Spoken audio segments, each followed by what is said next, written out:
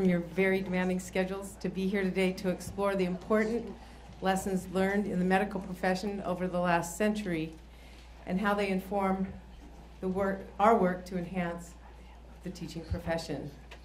My sincere thanks to Senator Barrasso today. John and I were friends before he took a seat in the Wyoming legislature years ago, and at that time he gave me tremendous encouragement, both personally and professionally. And I don't know if you'd remember the details, but we had some very memorable discussions when we were in a leadership course together in the early 2000s. Senator Barrasso has been an unwavering champion for my work with the L. Bergen Foundation, a nonprofit family foundation, in many regards, and as he voted for significant support to teachers pursuing national board certification in Wyoming, and now from his vantage point in the U.S. Congress. He comes to celebrate it with us each year when we bring MBCTs together. He acknowledges the outstanding daily commitment of our teachers to their students during that special evening, but also when he meets teachers in their communities. I also want to thank his staff for putting together this event this afternoon. To set the context for some brief opening remarks, I'd like to share a quote from the headmaster from my boys' high school. He said, quote, "Every child is born as pure potential, and that our responsibility is to cultivate whatever gifts our young people bring to our school." And I would just add, I believe it's not just up to our schools, but our families and our communities as a whole to cultivate the uniqueness of each of our youth, encouraging them to pursue their individual dreams. In Wyoming, we were given an unprecedented opportunity because my parents had a grand vision centered on teacher quality. They had identified national board certification as the avenue to move this vision forward, and I'm all in. We began by breaking down the barriers, specifically recreated awareness and access to the process, provided meaningful financial assistance, and much needed professional development to assist in their success. Finally, we honor teachers with financial incentives and recognition. I would be remiss if I did not acknowledge former Governor Jim Hunt of North Carolina for his guidance in the development of the Wyoming Initiative, also a man of tremendous inspiration to me and in this work. The Wyoming legislature also stepped up to join us in a public-private partnership to develop a comprehensive system of supports. It is safe to say that we have one of the best, if not the best, and maybe some of these teachers would challenge me on this, but one of the best support systems of any state in the country. I am very grateful to our partners, from the teachers and administrators throughout the state to the governor's office and all the stakeholders in between. They all took part in crafting the Wyoming National Board Certification Initiative. And just a couple quick facts. I can't get up here and not talk about my own state. But now Wyoming has 10 times the number of national board certified teachers today than we did 9 years ago. From 0.5% certified to 7% certified in Wyoming, and adding 1% each year. We have at least one NBCT in 81% of our school districts, up from 25% in 2005. Our teachers are taking leadership roles that benefit student learning in their classrooms, but in the much broader context of their schools, districts, and in the state. They help pave the way for others to take this important step to be the best in their profession for the ultimate beneficiaries, our students. And in some cases, our teachers are taking a leadership role on the national level. Mauro Diaz, who's here today, is a testament to that. He said to me, national board certification was his entree into these much bigger impacts. It gave him courage to go beyond his preconceived boundaries and take risks in advocating for his profession. Even so, his students come first. He knows them, their individual needs, their learning styles, and he tailors his teaching accordingly. He makes their learning exciting and engaging every day and in every lesson. And the National Board completes the loop for us in their service to the candidates daily and to the initiative in Wyoming. In closing, just one more brief quote from a teacher. Prior to National Board certification, I was acting not as a teacher, but as a puppet without a lot of decision-making power. During the process, I came to the scary realization that I could not easily explain or prove how students had grown or what they had actually learned from my teaching. I had not been taught how to make decisions and focus on the correct priorities that good teachers must learn. The National Board Certification process began changing me by forcing me to critically analyze my own teaching.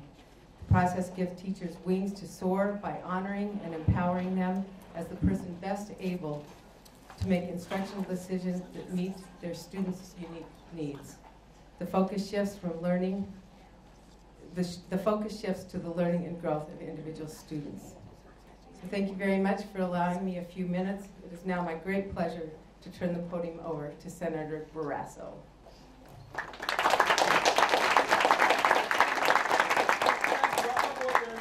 My remarks in a second. The number of members of the House of Representatives have been coming and going because they're in a series of votes. There are 2 board-certified orthopedic surgeons in Congress, 1 in the Senate, 1 in the House, and Tom Price from Georgia is here as an orthopedic surgeon, board-certified.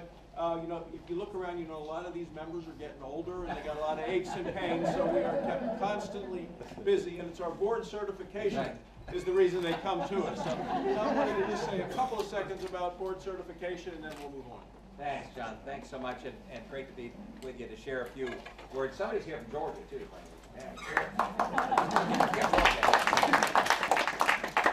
I was practiced orthopedic surgery for 20-plus years, and I was the first year out of residency that required board certification. So I finished my residency in 1984, 1986. You had to 2 years before you could take your boards, and 86 was the first year where you had time-limited board certification. Not the first year of the board certification, but time-limited, meaning that you had to renew it every 10 years. And the rationale is pretty doggone simple. The world changes. Teaching changes, medicine changes, everything changes, and so what you want for a position is somebody that's up to date, right? You don't want to walk in and have somebody that hasn't looked at a book in 40 years, right? Maybe you do, but you probably don't. So the same thing's true in any profession, and teaching is no different. And it's not that teaching kids the responsibility changes, but the processes change, the mechanism change, kids change. Oh, by the way. You all know that better than most. So it couldn't be more important to make certain that we have the highest quality teachers, that we know we have the highest quality teachers, that they're up to speed, not just for their entire profession, for their entire teaching career, but being challenged, as you said, making certain that you know the latest and the greatest, and then can convey that to students. So as disappointed as I was in 1985 to realize I was going to be in the first class that had to get that time-limited certificate and had to go back over and over and over, the fact of the matter is it's good for patients, it's good for medicine, it's good for kids, and it's good for teachers. So I'm honored to be with you today. Thanks so much. Take care. God bless you.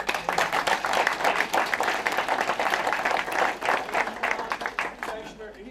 He's obviously said it all. Those orthopedic surgeons, they can get it all down. Thank you, Tom. I appreciate you being here. John Fleming from Louisiana was here, family physician, board certified. Phil Gingrey, an obstetrician gynecologist from Georgia, was also here. I think members of Congress will be coming in and going out. I don't need to make a long speech. You know why you're here. I want to just congratulate Mary Garland for all she has done in the state of Wyoming. We have 7% board certified teachers, the 3% nationally. We know we have about 85% of physicians are board certified, so it certainly gives room to grow. But I really like what you've done in Wyoming with the Logan Awards to schools where 20% of the teachers are board certified. You provide certificates, and I try to go visit schools and visit with student bodies. And over the last couple of weeks, I was traveling around the state over both the President's Day weekend as well as Martin Luther King week, and traveling to visit schools. And I try to select schools where we either have a number of newly board certified teachers or where they have met the criteria of 20%, the Albogan, is that what you call the program? The Albogan? The meritorious schools. So we continue to work to ratchet it up, to have more and more teachers. We know the students ask great questions. I see the difference when I go to those schools, so I'm here to congratulate you, encourage you. I don't want to hold up the panel, but I do want to introduce the chairman of the discussion, who's also the president of the board certification, Ron Thorpe, who has a long and distinguished career in education, politics, a degree in classics, which shows there is a lot to education, knowing subjects as well as knowing how to teach the information. So, Mary, thank you so very much. Ron, it's your show. Thank you all for being here and taking the time. I know that there are going to be other members of Congress stopping in, and if you notice some, feel free to interrupt. There are 3 senators who are physicians, about 16 who are board certified, about 16 members of the House, and I know more are running this year because of the involvement of healthcare and politics and moving forward as a nation. So Ron, thank you. Thanks so much for all being here and for allowing me to speak today. Thank you.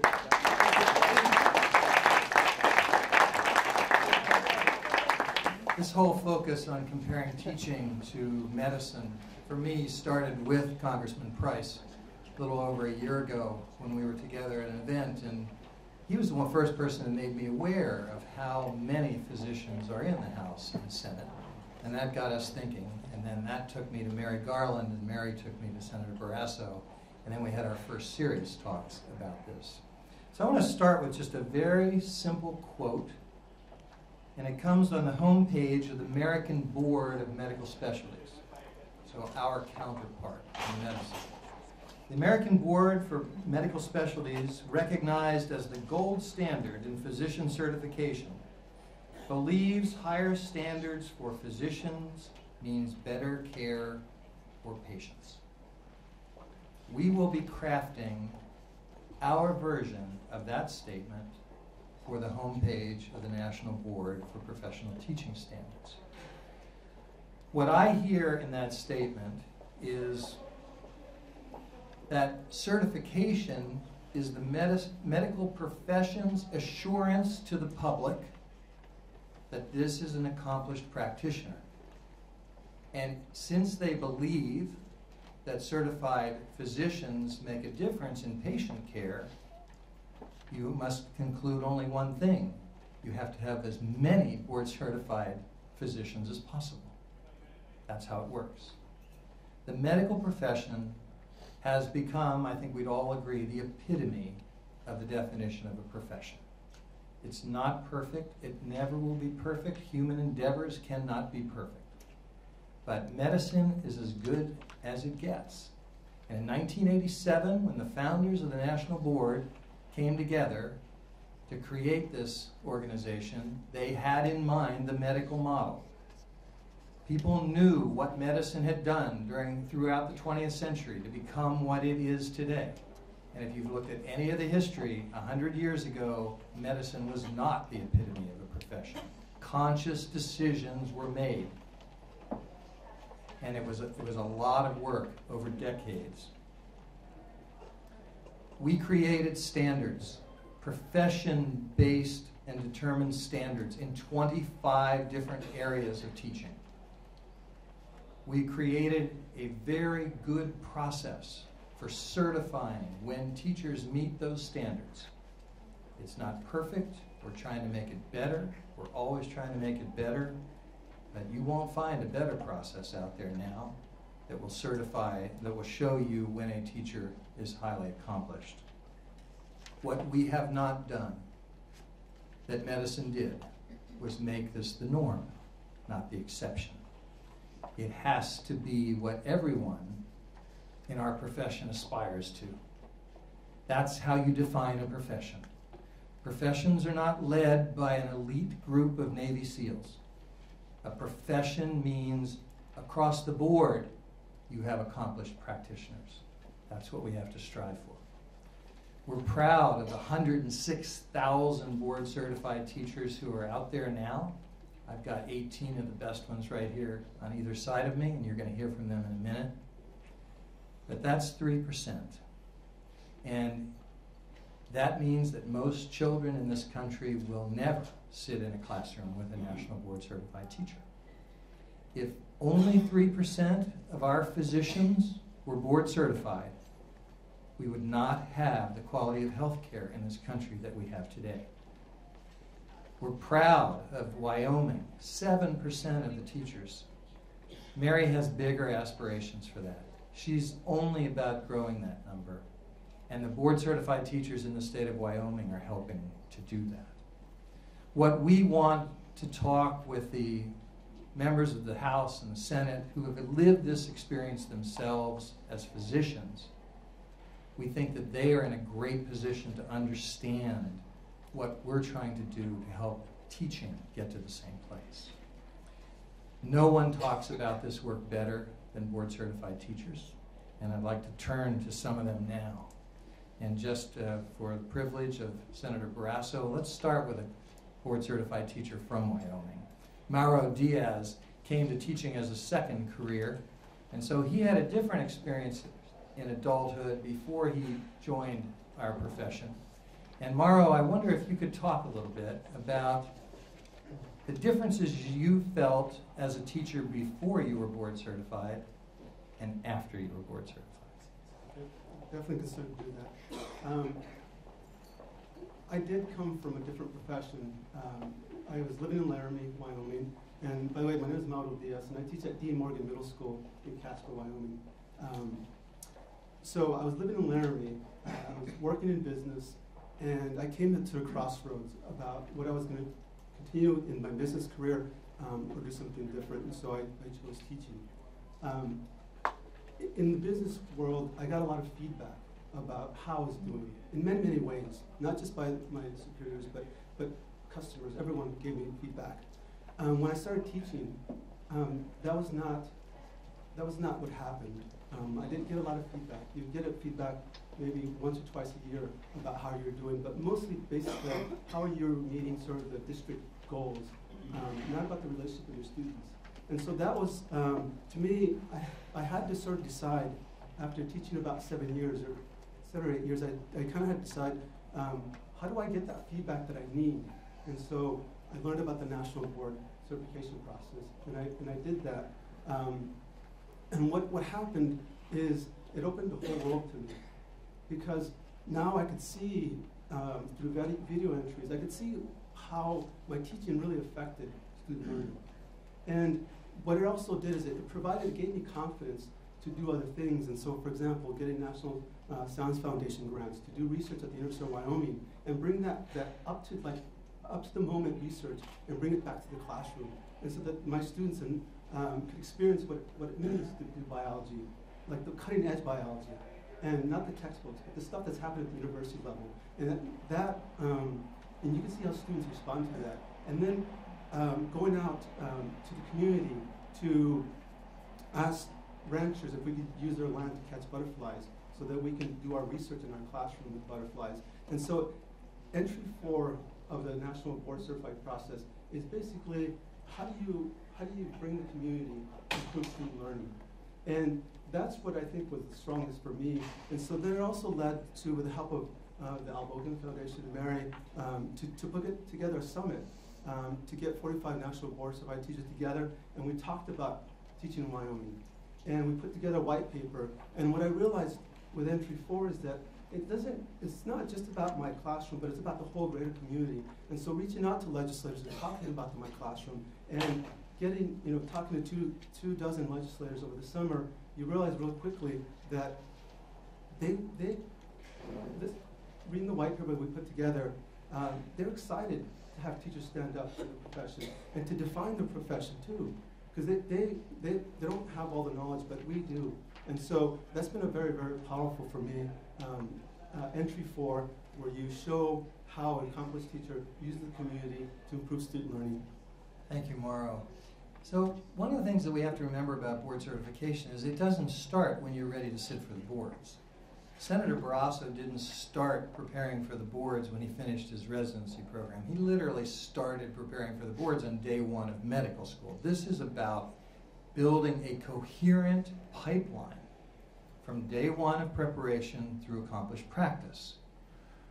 In medicine, a very high percentage of physicians pass the boards the first time they take them. That's a great honor, and they should be proud of that, but I guarantee you it's not because they have low standards. It's because they've been exquisitely prepared. And in teaching, only 40% of teachers who sit for the boards achieve on the first try, And after 3 tries, which is all they're allowed before they have to start over again, only 70% of that initial cohort makes it. That's less of a statement about them as it is an indictment of how we are preparing teachers. And so we have to focus on this whole pipeline. It's not just the end product. It starts on day one. Jody Moskowitz, you heard a little bit about what physicians do along that pipeline. How does that compare to what you experienced coming into teaching and becoming board certified? So I went through a traditional kind of university preparation program, junior year, a few weeks of field experience, and then senior year, a semester-long student teaching, and then at 22 years old, went into my first teaching job. Was assigned a mentor teacher who really, it was more about, here's how you take attendance, here's how you do fire drills, nothing really deep and reflective about helping me with my teaching practice. So I tend to be a more reflective person, would go back at the end of each day, look at what went right, what went wrong, what we were going to rework for the next day, the next year, if I was going to do those same lessons. And I was really searching for something more and stumbled upon this national board certification. So early on in my career, I did go through the process, certified, and then once I certified, went through what National Board calls candidate support training, where then you kind of become a facilitator or a mentor for other people going through the process. And in Georgia at the time, we had a really great body called the Georgia Teacher Center, which one of the really big goals was to create this culture of accomplished teachers. And we together throughout the state facilitated and mentored candidates through the process. And so through the early 2000s, we exponentially grew national board certified teachers through Georgia, through mentoring, and through bringing people together. And so through people who maybe were from more rural areas, they had this outlet to get reflective feedback from national board certified teachers. And there was this huge sense of pride in Georgia about national board certification and growing it and accomplished teaching and this great culture for it for a while that grew. And through this culture of national board certification and really bringing these people together from all over Georgia, it just instilled something really neat and helping each other to become more reflective practitioners. To date, there are 2,600 national board certified teachers out of 116,000 teachers in Georgia, which is only 2%, and I was kind of surprised because there were so many, but there really aren't. So it's definitely something we have to work on, but there is this culture building that we need to do. So. Thank you, Jody. We have a couple members of our panel today who are fortunate enough to be in schools where there is a rather high percentage of board-certified teachers. Lisa Markison from Washington is one of them. If you want to talk about how that happened and what it matters. Sure. So I'm an early childhood special education teacher, and that means I work with 3 to 5-year-olds with special needs. They don't have grades or tests that they take, so the way that I know that they're growing is through my own observations. So for me, I wanted to, like a lot of my colleagues, I wanted feedback on my practice because I wanted to know I'm doing the best I can for my students. And actually, so as I was sort of thinking, I'd like to have more information about how what I do compares with what others do. There was a teacher in my school going through national board certification, and she told me all about it. So I work at an early childhood special education center, and so we have a specialized innovative school. And over the 10 years that I've worked there, the number of board certified teachers has gone from 0 to 25%. So over that time, what I've seen is an increase in collaborative practice, a focus on student growth.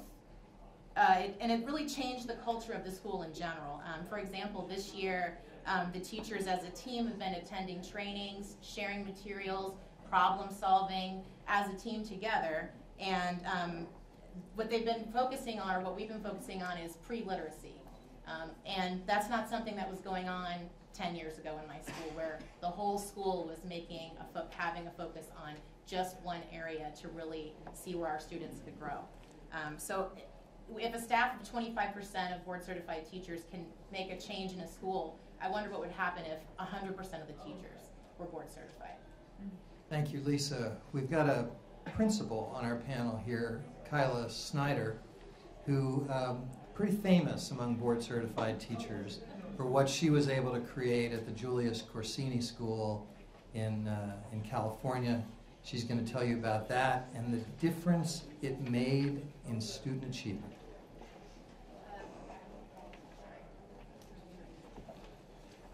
I was very fortunate to be a principal for 7 years at Julius Corsini Elementary School. As you've heard from the other National Board Certified teachers here, I also experienced the same things that they went through when I did my board certification in early childhood generalist in 1999-2000. It was probably one of the best experiences professionally that I ever have gone through. And I walked onto a campus as a brand new principal in a very poor school, 98% free and reduced lunch, so the poverty level is the highest you could have at a school site. 80% English language learners, and it was a school that everybody was embarrassed to send their kids at, and teachers were embarrassed to be saying they even taught there. So it was not the school you want to be at. It was also ranked the lowest 10% of all the elementary schools in California. I would actually put it the rank at the bottom 5% if you look at the test scores. Scary place when you think of 1,100 of our students are at the neediest school where 75% of our teachers were leaving every school year. So that being said, walking in, brand new principal, bright-eyed and ready to take on the world, wasn't sure quite what to do and knew something needed to be done. And I could walk in from classroom to classroom, teachers were teaching their heart out. And then finally one day, I remember Barry Wisman, a second grade teacher at Julius Corsini, looked at me and said, I'm tired of failing the students here at the school. We need to do something. And together as a staff, we made the determination that we were all going to work towards national board certification. At that point, at Palm Springs Unified, I was the only national board certified teacher in the whole school district of about 1,200 teachers. Julius Corsini had 42 teachers, a reading coach, and an assistant principal. For 3 years, our professional development was national board certification.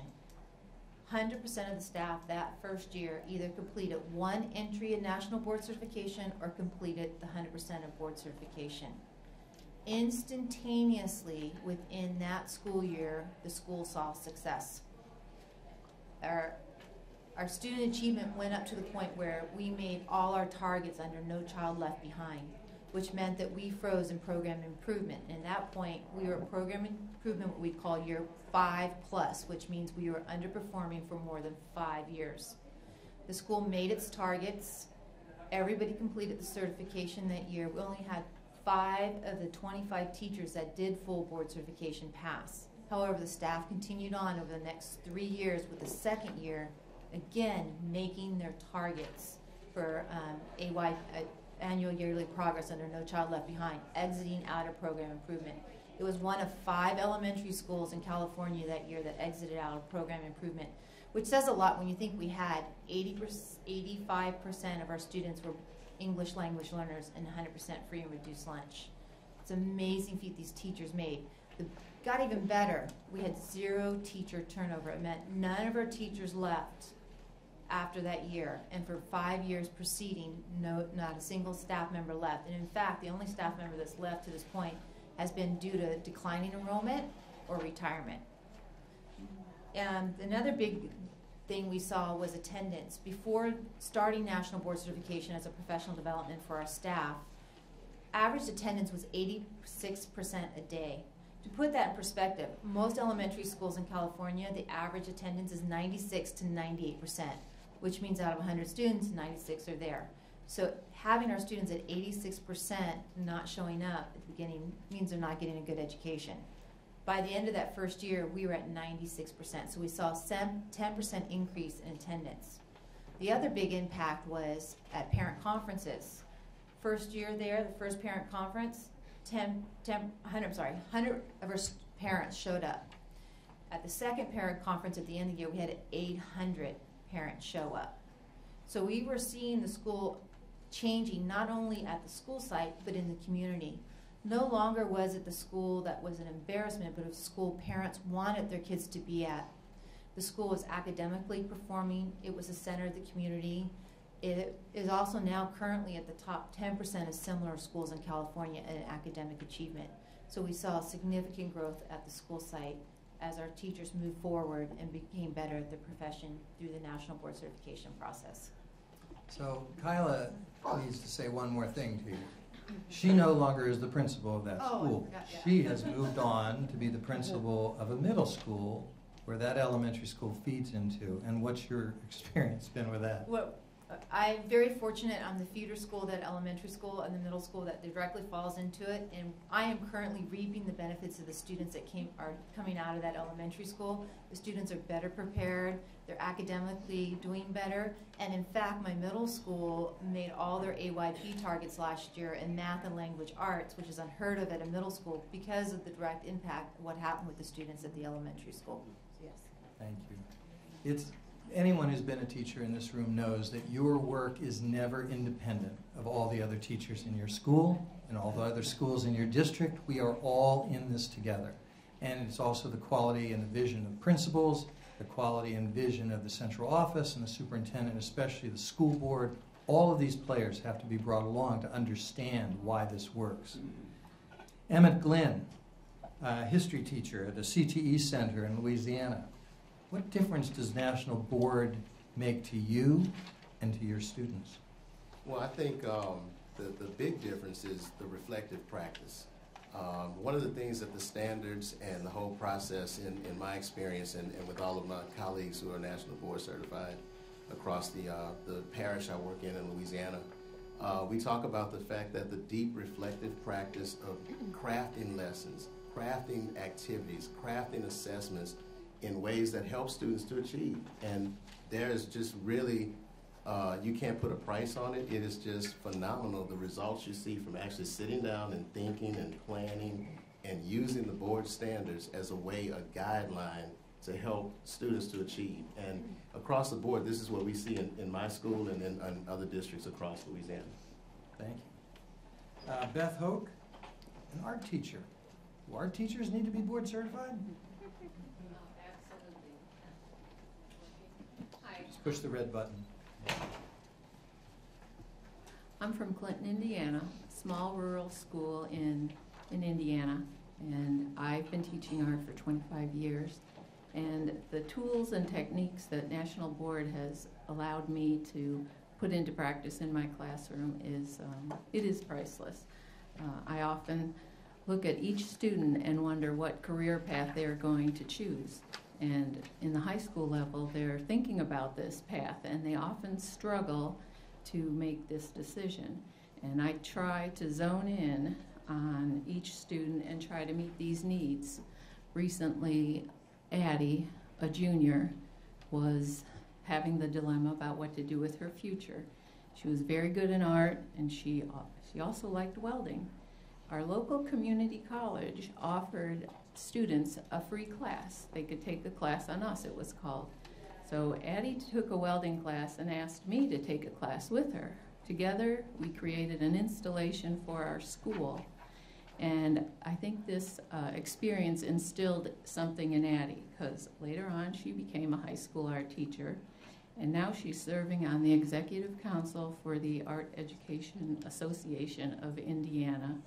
And it was at one of those conferences that I learned about National Board. So I feel like it has come full circle for me to see one of my students choose a path that I chose. And all the techniques and tools that National Board has taught me, I've implemented, and I hope she'll implement them also. Thank you. Ramona Lowe is a high school literacy coach and reading specialist in Texas. So as a coach, a big part of your job is working with other teachers. National Board helpful to you in that way? Oh, absolutely. National Board did so much to transform my practice, and when I'm working with teachers, I'm able to I think go to the heart of the matter, which is, as we know, is student learning. And until I did the National Board, until I spent that year going through the process, I was very focused on what I did. And if you would ask me about my classroom, I'd say, well, I did this fantastic thing, or I did this, or I did this. And when you considered, well, what about students learning? What did they learn? Like, well, I did this and this and this. Yes, but what did they learn? And in working with teachers, coming back to that question, it's like, yes, that's wonderful, but so what? And I use that over and over when I was mentoring candidates and also with the teachers that I work with now. That's wonderful, but so what? And prodding around to that. And about the time I was doing my certification, I had gone to a marvelous conference and heard a principal from Michigan tell a story about his brother-in-law who was a heart surgeon. And that combined with the process, that became I guess my basis from which I work. But he was talking about his brother-in-law who was the heart surgeon, and said that he had a patient who was going to have heart surgery, and he was 50, he was overweight, he smoked, he didn't exercise, and he was afraid that he was going to die. And the surgeon said, relax, you are not going to die today. I am too good of a surgeon for you to die today. And the challenge was like, what if you were too good of a teacher for students to fail your class? And it's like, that's it. I am too good of a teacher. I'm a National Board certified teacher. This gave me the tools to go in and say, I am too good of a teacher. You are not going to fail my class. And coming from that perspective changed my practice completely, and it's something that I'm able to take when I work with teachers. I work literacy specialist, so I work primarily with teachers who are working with students who've experienced a lot of failure. And they have mentally checked out of school because, hey, everybody's told them, you just don't have this stuff. But yeah, you are too good for folks to fail your class. It's a great story. I wish all of our coaches in this country working with other teachers could be telling similar stories. Miranda Roy is an early childhood teacher in a small rural town in Michigan. What's accomplished practice mean to you and your students? I teach in a very small rural island school, and because of that I have 4 grade levels in my classroom, pre-K, K1 and 2. Because of that, I have to teach individualized lessons to my students. So I have all 4 grade levels, and then within those grade levels, they all have their own special needs. National Board has helped me think about the end in mind, what I really want them to know. I think a lot of the times teachers get caught up on what the topic that they are teaching without focusing on the real information on what they actually need to know. So I think that with more teachers certified, it would make them reflect on the effectiveness on what they are teaching, and the student learning would increase. Writing is a subject that I teach to all of the grade levels in one classroom. And just last week, I was teaching a lesson on opinion writing. And although they have multiple grade levels with individual needs in each group, I normally focus on one end goal that I want to make sure that all of the students reach. And for this, it was that they successfully compose an opinion piece, focused on their standards for their grade level. I have, before they have to write, normally they have to make a plan, and in order to know exactly what they're going to write before they start. But I have one second grade student, Micah, who, if he is going to write and he sits down with his plan, he'll spend a half hour thinking or writing his entire plan in bubble letters. So in this circumstance, I have to throw out what in my mind was my lesson plan and think, okay, what is the true, what do I want him to get out of this? And in this case, it would be that he is going to compose this writing piece. So I say to him, take out the plan. Take a few minutes and just start writing. Now, before National Board, I probably would not have done that because I would have thought, this is my lesson plan. This is what they need to do. This is what they need to follow. And in doing so, Micah was successfully able to complete his piece within the time allotted, which is a huge feat.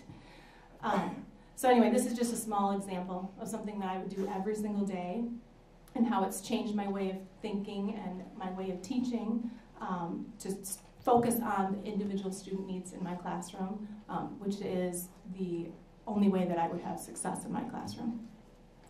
Micah's story, I'm sure you'll remember it. One of the big differences between medicine and teaching is that what doctors get to do, we call tutoring.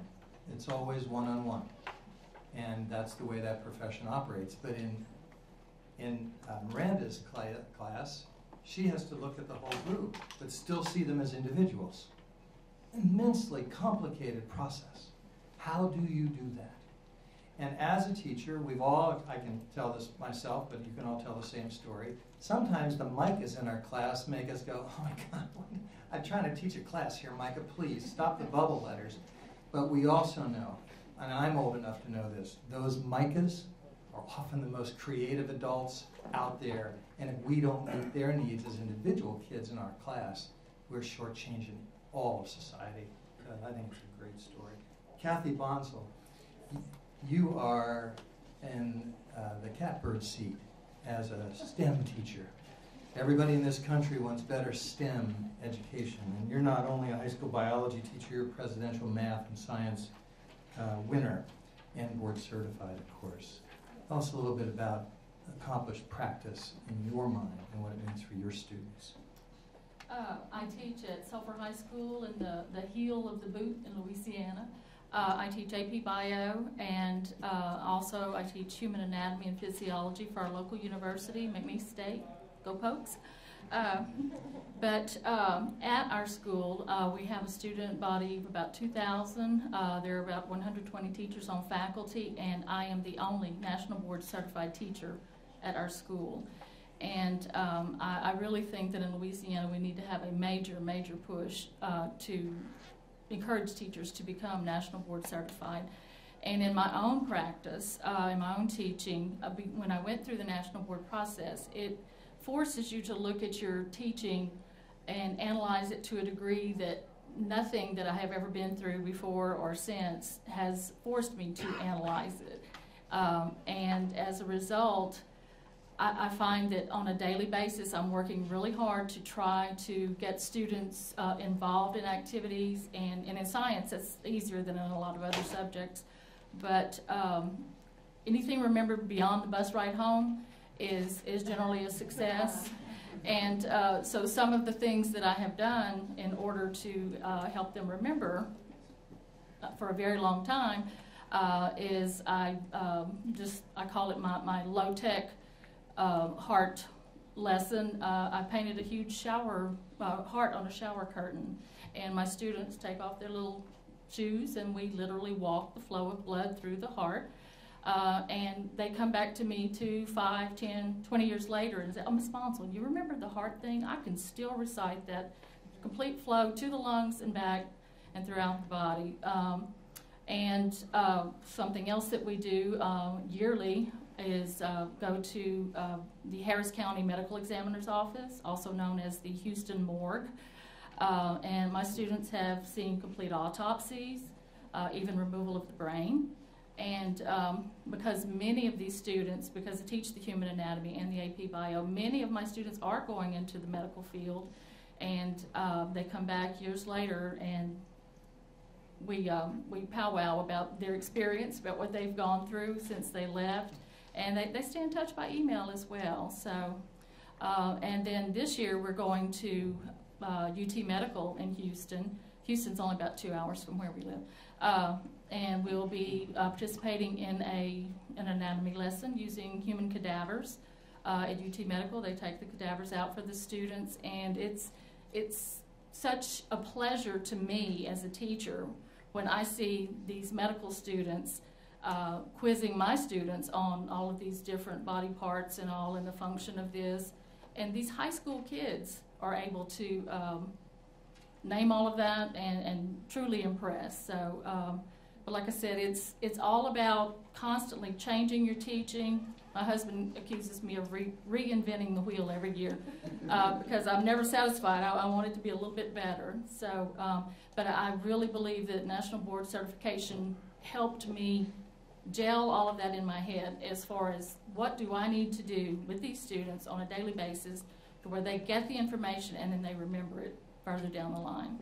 Thank you. Kathleen McKenzie, you had a chance to talk to your congressman, and he was here briefly in the beginning. If you had a longer time to talk to him, what would you say to him about accomplished practice as a high school English teacher? Well, I teach at Cass High School, which is in North Georgia, and I've been teaching for about 25 years.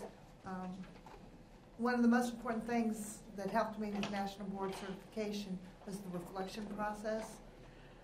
I love looking back and saying, this worked, this didn't work. Well, how can I change it up? How can I toss this out, bring something new in, and get a lot of feedback from my students, things that they found were interesting, such as putting Romeo and Juliet's parents on trial. These are things that, years later, students will come back to me and say, this is something I remember. But I guess it's more of the individual dreams that have influenced me the most, because I have students who, one student last year, Hazel, wanted to go to BYU. No way she could ever go to BYU. We're a little town in Georgia, right? She wanted to go to BYU, and I said, well, go ahead and apply. I'll write a letter of recommendation for you. She got in BYU. She loves it there. But from the time I had her in my class, her junior year, until she graduated, I saw her bloom and just say, I can do this. And she was such a brilliant student anyway, but just to be able to guide her and advise her. With my 9th grade students last year, I taught repeater 9th graders. For those of you who are not aware, those are probably the most challenging students in the high school because they've already failed, so what do they care now? I was very fortunate that I had what became highly motivated students, and 100% passed the course, 100% passed the end of course test for 9th grade literature, and they're well on their way to success. Some of them are taking 2 English classes this year, so they'll be able to graduate. But the reading scores have gone up with my students, and I think a lot of it has to do with expectations. National Board helped me to raise the expectations for me so I could raise them for my students. Thank you very much. Teaching has a special challenge that no other profession has. And that comes from the fact that every adult in America has spent 15,000 hours watching teachers as students. We don't watch any other profession as much as we watch teaching. I believe that if by the time you were 19 years old, you had watched a physician for 15,000 hours, even if it was just watching House and Marcus Welby over and over again, you would believe that you too could be a doctor. What we know as students is only what we see. We don't get the chance to get inside a teacher's head. We don't know what audibles were called that day in class. We don't understand the analytical side of it. We don't understand the processing. But it has led us to the wrong conclusion in America that anybody can teach. If you've watched a teacher for 15,000 hours, that's the most important thing. You can be a teacher. And we have not focused sufficiently on our pipeline from day one of preparation to become a teacher. Andy Kotko from California has some thoughts on the pipeline I think he wants to share. Indeed, my university teacher prep program really contrasted with National Board. Many of my professors focused on lectures on societal problems, on issues in education, how things were going wrong. I even had one professor who went as far as to suggest that as a white guy, I would, despite my best efforts, only be somewhat effective at teaching children of color. I'm so thankful that the National Board Accomplished Teaching Framework gave me a different story. National Board aligned more closely with my undergrad work as an engineer. Board certification led me to develop the habits of mind to diagnose student needs, to address the problems, and to evaluate my success by reflecting on my teaching practice. Board certification taught me how to think. The teacher prep just told me what to think. Had I continued in engineering, I would have started out at a low level, mentored by senior engineers, gone through years of experience before being trusted to build any kind of major structure. Instead, in teaching as a first-year teacher at Cordova Lane Elementary, I was dropped into a kindergarten class with 7 different languages, despite having only taught 1 hour, having only spent a 1-hour observation in any grade below second. You can imagine how intimidating that first year was. And I was left alone while I attempted to build bridges of learning in my students. But there were 2 National Board teachers. I didn't know there were board certified teachers at that time. That wouldn't have meant anything to me because I never heard of board certification. But they pulled me under their wing, and they taught me how I could address student needs. They were served as models of what accomplished teaching looked like in opposition to just delivering curriculum. Had it not been for those 2 teachers, I guarantee I would have left the profession. Instead, I sought board certification myself. And not only did I sharpen my teaching skills, but I also developed fluency in a common language of accomplished teaching.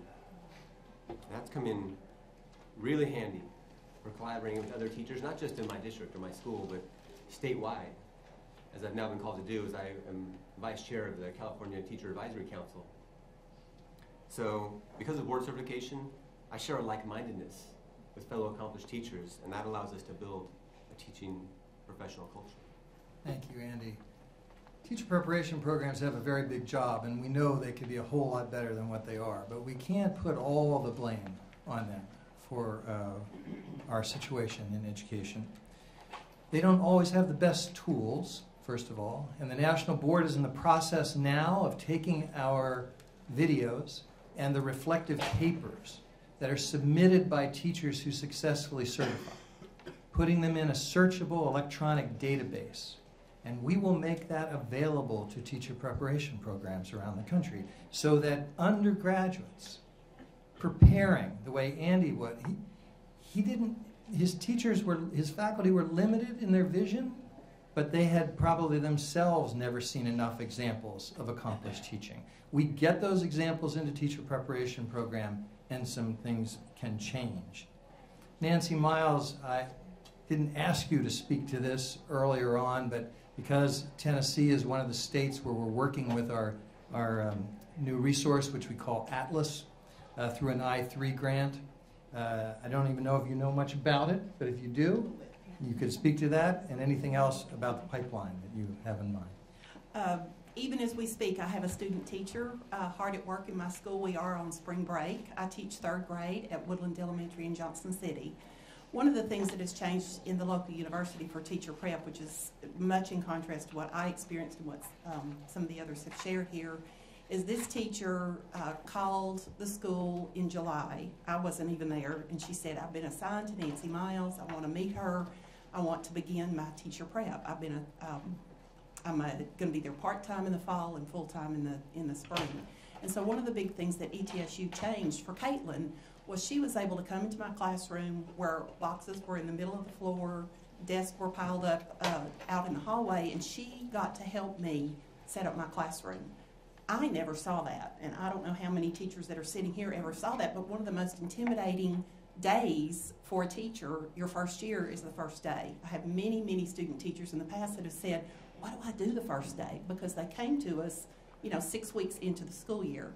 And so Caitlin was able to help set up the room. I got lots of great ideas from her, and I think that's part of what's exciting about having and we could now call them teacher candidates. They're not student teachers. Language-wise, we've changed that. But as a teacher candidate, I've learned a lot of things from her and her fresh ideas coming from school, just like when I had my children.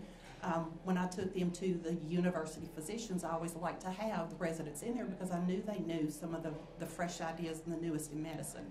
And so we're able to share together in our planning. She is not intimidated one single bit. I've gotten several texts already this morning from her about where's this particular book or how should I do homework for next week. She has built a rapport with the students because she's been there from day one. She has sat in on many difficult parent conferences where we've had to share with a parent what a great personality and how friendly and how kind their student is, but they're just not making progress like they should. And that's a hard thing to tell a parent. And if you've never done that before and you've never seen it done and you've not seen how that conversation can be a positive thing for a parent, it's very intimidating. And so this is the first year that I've had a full-time teacher candidate in my classroom, and it's going to be phenomenal for her. I wish we all had that same kind of experience because Caitlin will not be intimidated.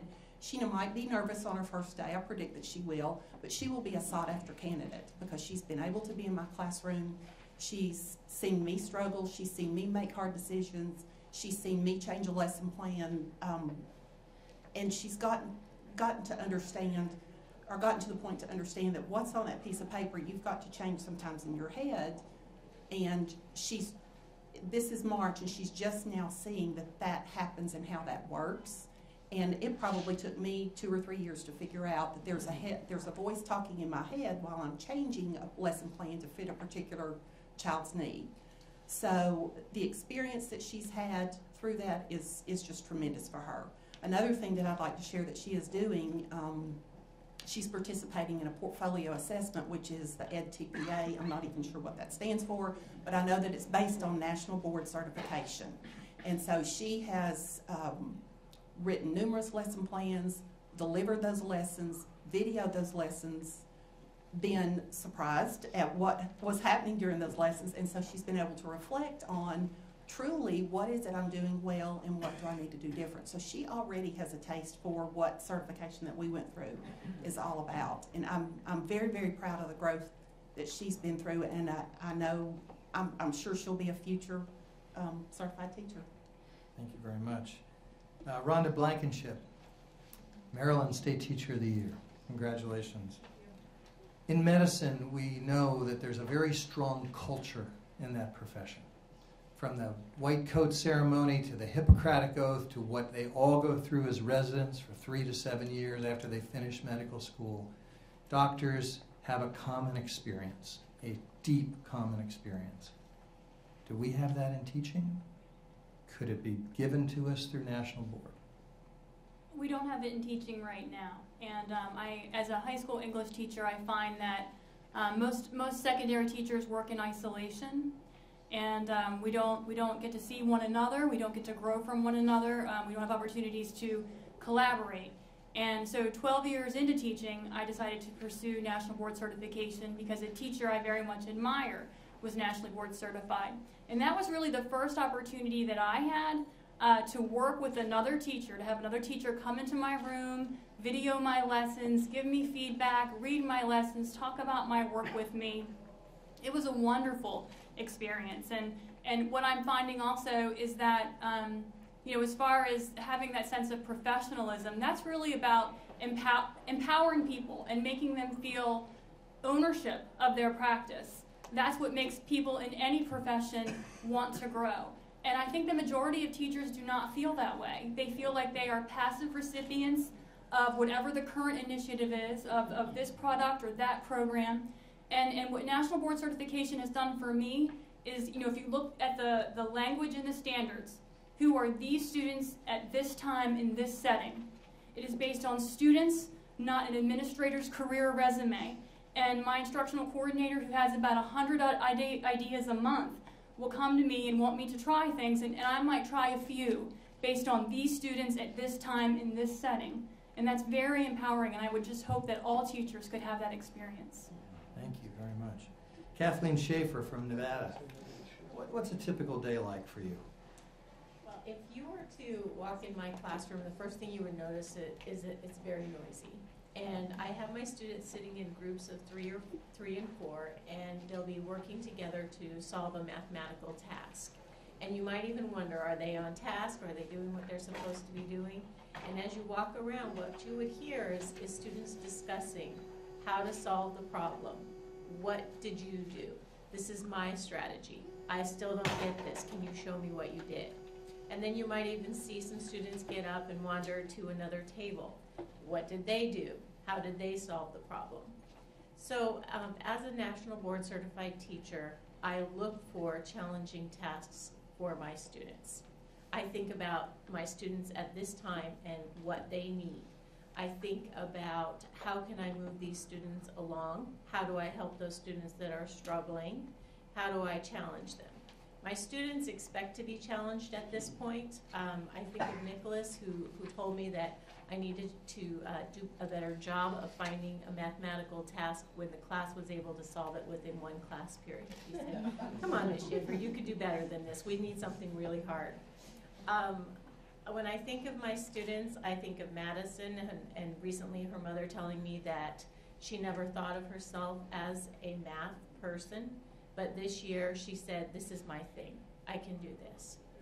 I think of Rowan and a note that I received from his mother telling me that he was having a good year and that he enjoyed learning from his mistakes.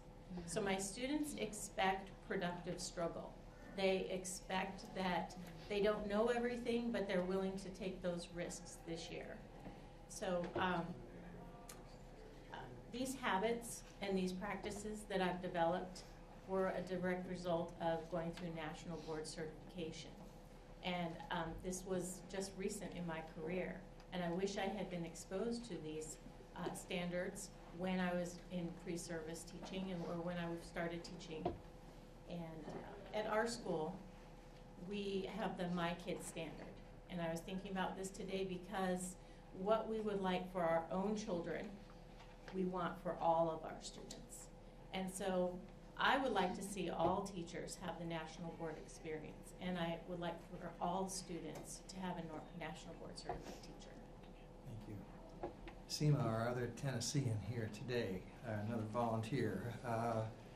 You were at a school with a high percentage of National Board certified teachers. What did that do to the culture? When I first came back to public education, I had spent most of my years teaching undergraduate education, but when I had two daughters late in life, I decided to come back and teach elementary school so I could be with my girls. I was at a school where my assistant principal was the first nationally board certified teacher in Georgia. And so I learned about National Board certification with her, and then the next year, 10 of the faculty members, or 12 of the faculty members at my school went on to try to achieve National Board certification. They worked together in a cohort, and then 10 of the 12 made it through their first year. The other two came on and made it in their second year. I made it when I was eligible after 3 years, and I was nationally board certified. Then other National Board certified teachers started to hear about our school, and 2 more were hired because they were nationally board certified. So basically, half of the teachers at our school were National Board certified teachers. They were from all different areas. Sometimes entire grade levels were nationally board certified, and it showed. We had the highest writing scores in the 3rd and 5th grade for our county. We had the highest standardized test scores for the 3rd and 5th grade in our county. After 8 years, I was there 8 years, we were nominated and elected as a national board or a national school of merit by the federal government Title I program. I loved being in that school because the collegial conversations were so rich, and everyone talked about what was best to do for those students. Not just a class full of students, but individualized students. Everyone worked together. We planned together. We spoke together. The media specialist, we would say, how can we best help Sam get on board with reading? Or what can we do to help with math to help this class to move on in math? what strategies could we come up with the song that would help these children to remember how to do math quickly. And 97% of our first graders were at or above reading level, grade reading level by the first grade. So when you get them early and you help them strongly, then they're going to be successful. And what we want for our kids is for all of them to be successful and all of them to have the best chance. And I believe that national board certification was the thing that propelled our school to greatness and excellence. Now later on, I moved from that school, and now I'm at a school with 90% free and reduced lunch. I have children that come from very low socioeconomic backgrounds, but the standards are still there, and we still want the best for our students. This is an example. I had a little student in 3rd grade, and his name was Ricky, and Ricky was hard to teach. He was hard to settle down. He was hard to be able to get very much out of it all. But one thing I found out about Ricky is that Ricky was an excellent percussionist. And so when we had, indeed he was, played for his church. That was the highlight of his week, when he got to go to Sunday church and play the drums at church. When I found that out, I showed the children a video of a trash can band using 44-gallon Rubbermaid trash cans and buckets and big tin trash cans to make music. His eyes lit up like a Christmas tree. And so what I intended to do was create a trash can band. Because of my exposure to National Board, I became an avid grant writer. I wrote a grant, and we were able to form a trash can band with those students. And all of my 5th grade students participated in it that year. And we had the best time. They were fully engaged at all times, but we began to see a change in Ricky. He began to be able to focus.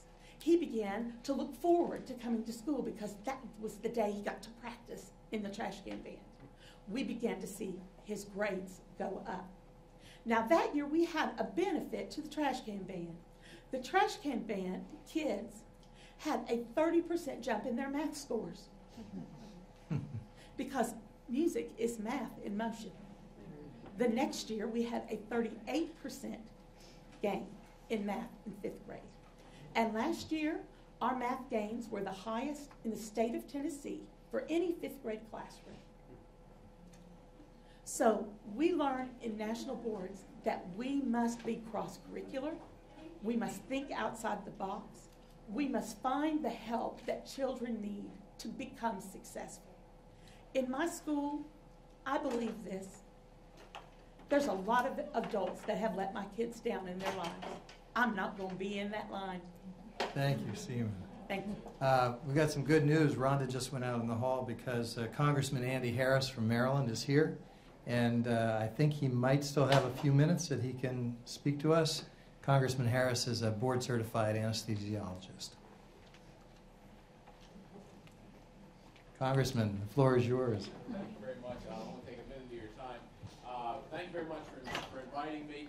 My background is I'm actually an associate professor of anesthesiology, so I'm an instructor as well at a postgraduate level.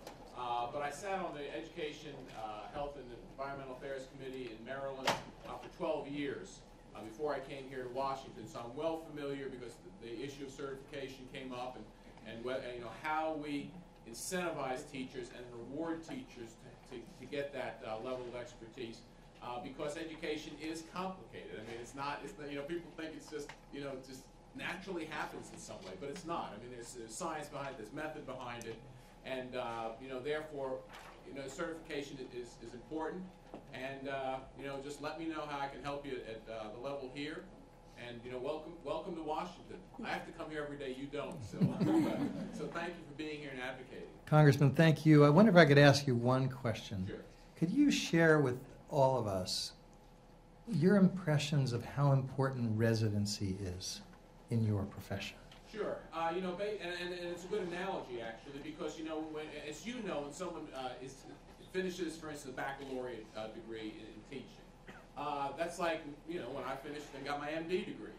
I had a lot of book learning. I had a little bit of experience, but to become a real expert and to gain that expertise, you do go through not only the residency, but then, of course, ultimately, more and more hospitals require actually board certification. So you not only do the residency, but you actually achieve a certification status. And of course, we actually have, in increasing number of specialties, recertifications. So what's called the maintenance of certification. And I think that in a rapidly changing environment, whether it's medicine or whether it's education, that's important, because the techniques, as you all know, the techniques of education that we're going to be using 10 years from now, 15 years from now, are probably very, very different from the way we sat in a classroom when we were young. Couldn't be more different. And to do that, you have to keep up. You have to be at the forefront of the knowledge and application in your field. So it's the same thing in the medical field. In medicine, that's why we call it continuing medical education. You're really expected to keep up with an ever-changing field, and the field of education is every bit as complex as the field of medicine. And I will say probably every bit as important as the field of medicine.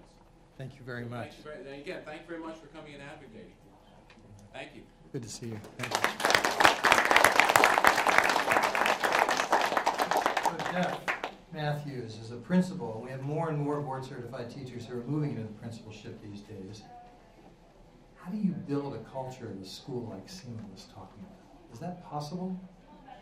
I think it's possible, but it's very difficult to do. And I started at a school called the Gwinnett School of Math, Science, and Technology. I was principal there for about 5.5 years.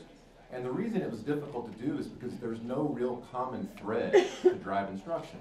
And one of the things I noticed as I became more involved in observing teachers is you've heard about variance across the country, but there's so much variance within a school.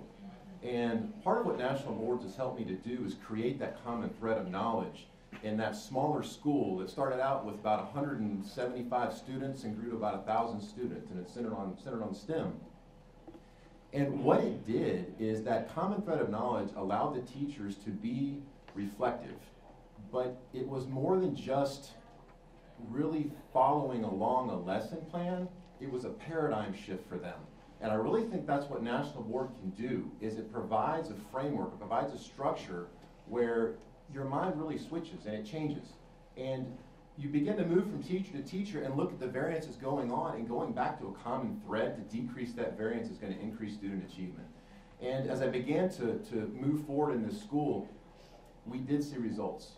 Our school was ranked number one in Georgia by Newsweek World Report, and was also ranked number 3 in the nation. So our school had shown some significant improvement and growth. Harvard did a strategic data project back in 2012 in Gwinnett County Public Schools, and also showed that National Board teachers, those students were outperforming the students of teachers that were non-National Board certified. Recently, I moved to a much larger school, and now the principal at Peachtree Ridge High School, which is a school of 3,200 students. And one of the things we have to do there is make those classrooms look different than they did 40 years ago. And you've heard from multiple people, including Congressman Price, including people up here, and it is scary if you walk around. Spend some time in some classrooms. Those rooms, all the desks are nice and straight. There's somebody in the front of the room talking to the students. And then on Friday, they're going to ask the students, can you remember what I said back on Monday and Tuesday? There's no common thread. National Board helps provide that. And it is something that can help drive instruction, but it's bigger than that. It brings respect to a profession that is in sincere need of respect. And it brings respect to people, quality people that want to get into the field of education. And it's something that you've got to continue to focus in on your schools and get people to look at their teaching as a profession and do things like make it scalable from small schools. Make it scalable from one classroom. I have a teacher now, Ms. Son, who's moving from the school I was at. I sold her back to my school that I'm currently at now. Because she's willing to do things like this. I'm going to come teach a section of physics combined with an engineering at your school, and then I'm going to go down to the elementary school and be their STEM instructional coach. That's a professional move for teaching, not just closing your door and teaching from day to day. That's a great story. That deserves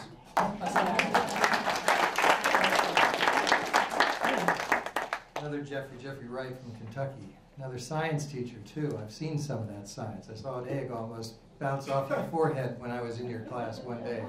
How do we start? How do we get from where we are now to what Jeffrey said we need to get to? Well, I'm Jeff Ryle. I teach physics at Vail High School in Louisville, Kentucky. And I guess after teaching 25 years, one thing I realized is if I was going to be a lifelong educator, I had to be a lifelong learner. And so I wanted to get involved with interns and first-year teachers and also mentoring national board teachers. And what I found out was that the teacher training didn't really focus on student learning. It was a lot about higher content. And the only thing I was ever going to do with a class like modern nuclear physics was understand Sheldon on the Big Bang Theory. And so I knew that it had to be more than that. And so without those skills that these teachers needed to learn as far as instructional techniques or assessments and analysis, what we were finding out that after the first year, the teachers would get up and just shut their door. There was no collaboration. And Kentucky lost 31% of their teachers after the first year. After 3 years, we lost 49% of our teachers. And so it just wasn't working. And so what we needed was a system that really promoted professional development where we collaborate and stick together. And one thing I was really proud of Kentucky, and I know I'm bragging on my state, but we have to stick together, was the fact that our internship program has changed to where it exactly mirrors national boards. And so I could take our 5 propositions and all 10 standards, match them exactly.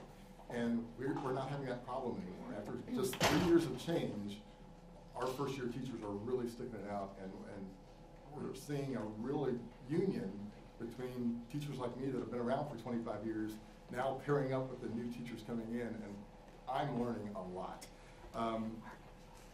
There's still some needs, though, that I think we need to make. I think we align our best practices really, really well with national boards. One thing I would like to see, though, is that in the medical field, when a doctor goes, when a person goes to learn medicine, there's a nationally board certified doctor that's teaching them. Well, in our colleges, we don't have that much, and I would like to get those national board teachers in the colleges. Kentucky's doing a pretty good job now at making the license requirements match up with national board, but we don't have a residency program. You know, after the first year, there's not that continuing where we're going to stick together for 4 years and make sure that after 4 years of learning through experience together, that's how we get licensed. So that's what I would like to see us constantly develop. Terrific. Thank you, Jeffrey. Mary Harris, we're going to let you be the finale here. You were able to talk with your Congressman Fleming earlier on when he was able to stop by. You're a Milken Award winner, an elementary school principal, of course, National Board Certified teacher, and somehow you've been able to get 40% of your school nationally board certified. How did you get there? What advice would you give the rest of us? Well, I think as a principal, because I'm nationally board certified, that lends some credence to me when I say, you know, you can do this because they know I've done it. I have 29 people on my staff. 14 are nationally board certified. 4 are going through the process. I'm actually renewing this year, so I'm going through the process with them. So it makes it real. And I've mentored and supported over 40 teachers in our district to become nationally board certified. So obviously I believe in it. And it's known in my district also that when I go to hire a new teacher, I'm going to look at who's nationally board certified first. And then if you're not, are you willing to become nationally board certified? And I rarely have a turnover in my school, but when I do, that's what I look at, and that's kind of known. You think that would be a deterrent to anybody wanting to come to my school, but actually, at any given time, I could have 45 on the transfer list and maybe 30 to 40 resumes all the time, because I believe that teachers are craving the kind of professionalism that National Board creates, the dialogue that we have at my school, the professional learning communities that are available and built into our schedule to discuss student learning and data, and the professionalism that we have is what people want to be a part of and what teachers crave. When Louisiana transitioned to Common Core, there were a lot of teachers that were confused and alarmed But my national board teachers looked at me and said, we got this. I mean, we've been through national boards, which is actually, when they looked at the standards, what they had gone through was higher than Common Core standards. So they weren't alarmed at all. And so let's get to it. They knew how to do that. Every day as a faculty, with so many national board teachers on my staff, we are asking as a group, why are we doing what we're doing, and how does that impact student learning? Every day, that's the question that we ask ourselves, and that drives our instruction, and that is very powerful. And I will say that we are the #1 elementary school in Louisiana. So I want to end with a basic statement here.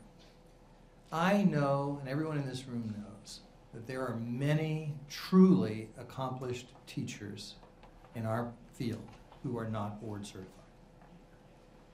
But I don't think we can become a profession by telling people we're accomplished because we say so. You don't go into surgery tomorrow with a surgeon who says to you, I'm not board certified, but I'm just as good, trust me. Because that's not the way professions are. And so, as a profession, we need to make this pivot. We have to say our profession has created these standards. Our profession has created this certification process. It is peer-reviewed and performance-based. And this is the way we're going to define our profession.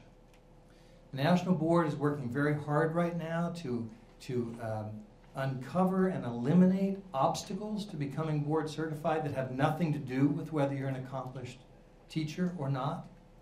And at the same time, we're looking at ways to improve the certification process so that it's more reliable in assuring the public that this is an accomplished teacher. But this is something that we in the profession have got to have the will to make happen. Medicine did not achieve what it achieved by letting people just say they were good. The profession wouldn't allow that. Teaching, as the congressman said, is just as complicated, just as important as medicine.